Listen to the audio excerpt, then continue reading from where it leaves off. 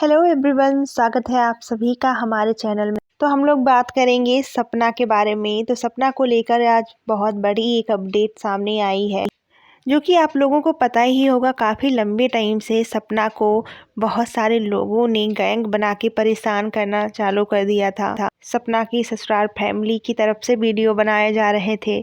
उनके साथ साथ बहुत सारे चैनल्स ऐसे थे जो नए चैनल्स बने हैं, जिन्होंने सपना को टारगेट करना शुरू कर दिया था। बाकी चीज़ों पे रिएक्शन देना एक अलग चीज़ होती है, लेकिन जब किसी इंसान को उसके ही पति का हत्यारा बताया जाए, उसकी ही हत्या का जिम्मेदार बताया जाए, ये सारी चीज़ें मुझे नहीं लगता रिएक्शन में आती हैं। जब किसी चीज़ का आपके पास प्रूफ ना हो, जब किसी चीज़ का कोई सबूत ना हो, तो बिना किसी आधार पे आप किसी को इस तरह से ब्लेम करें और कहें कि आप रिएक्शंस दे रहे हैं।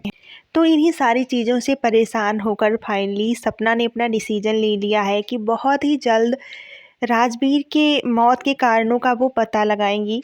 राजवीर की जो डेथ का केस है उसको फिर से रीओपन करवाएंगी।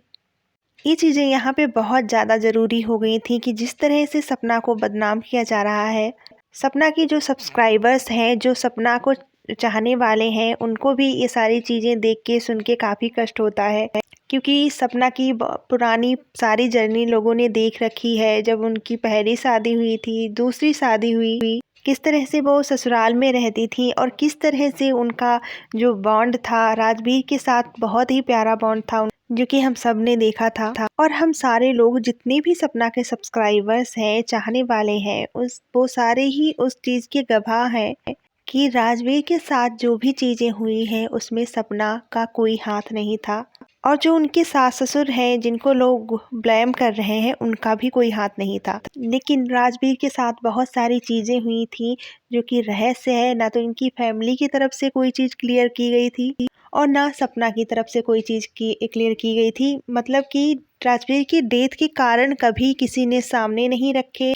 बहुत सारी चीज़ें थीं जो पब्लिक से छिपाई गई थी। सारे लोग जानना चाहते हैं आखिर हुआ क्या था राजवीर के साथ। ये कोई नॉर्मल चीज़ नहीं था, नॉर्मल सा एक्सीडेंट नहीं था। क्योंकि जिस तरह से चीज़ें छपाई गई थी, उस तरह से साफ लग रहा था कि राजवीर के साथ बहुत बड़ी कोई साजिश हुई थी। सपना ने अपनी तरफ से तो इस चीज़ के बारे में अभी कोई भी इंफॉर्मेशन नहीं दी है, लेकिन अलका जी ने अपने चैनल पे आज ये सारी जानकारी दी है। उनका कहना है कि सपना ने मुझे सारे डॉक्यूमेंट्स भेजने का प्रॉमिस किया है और उन्होंने कहा है कि अब वो अलका का साथ देंगी और राजवीर का केस रीओपन करवाएंगी।